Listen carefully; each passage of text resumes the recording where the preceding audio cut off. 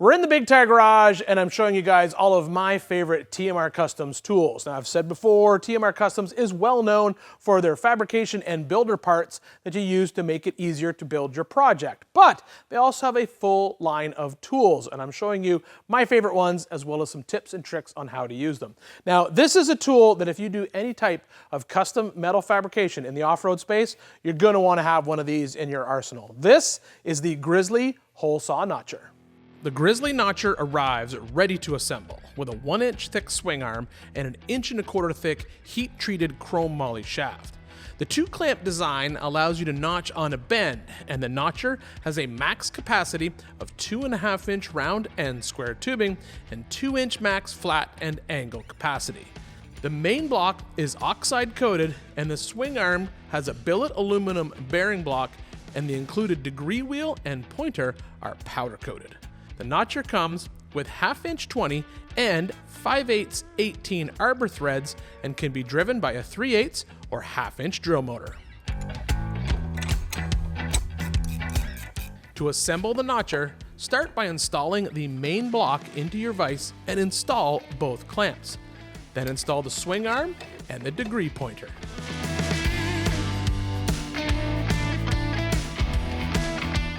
Use a square to set the degree wheel at 0 degrees when the swing arm is perpendicular to the main block.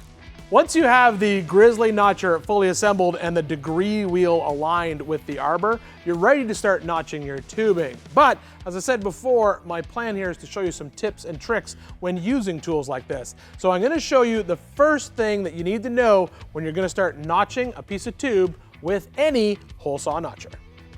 A good quality hole saw is key to any hole saw notcher. TMR Customs has a full line of saws available as well as cutting fluid to prolong their life. If you're going to do a lot of deep angle notches, you can get some longer deep hole saws that make this job a lot easier. When cutting, even pressure on the saw is all that you need to ensure a good cut. Don't force the saw through the tube.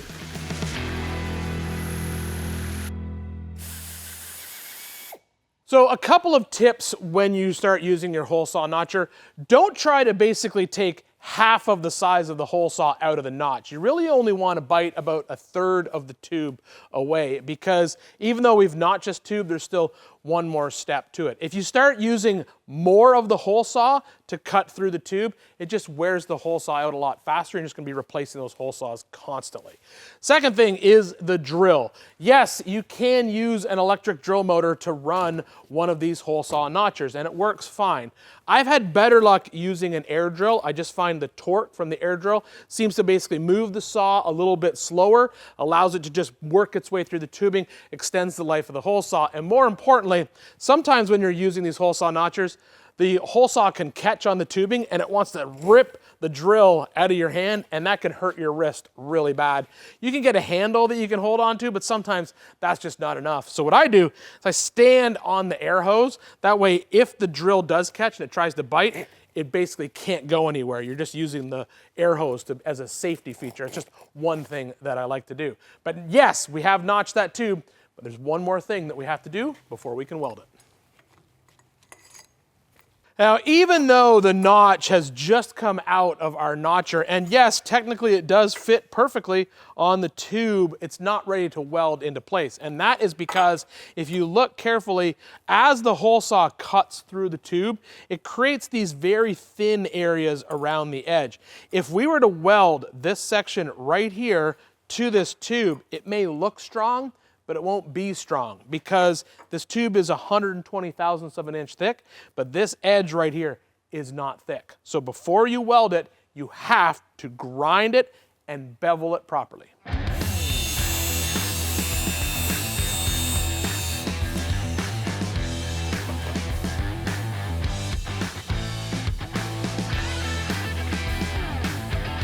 Some of the unique features that make the Grizzly Notcher a great tool to have in your shop start with how the tube is held into the workpiece.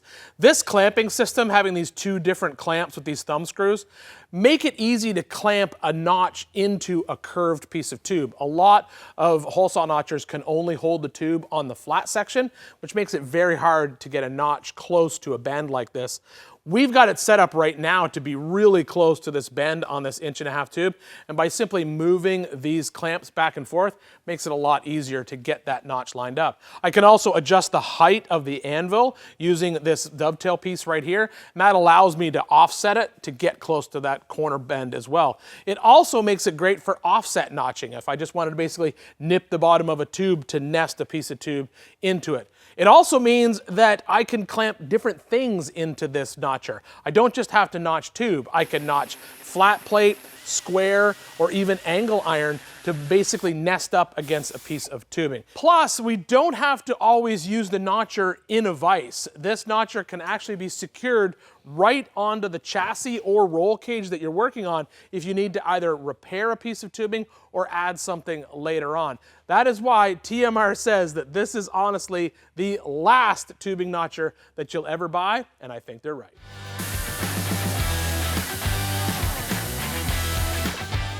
If you bottom out in the hole saw while you're notching, the nice thing about the Grizzly Notcher is it has 270 degrees of rotation, so I can simply spin around and come at it from the other side to finish the notch.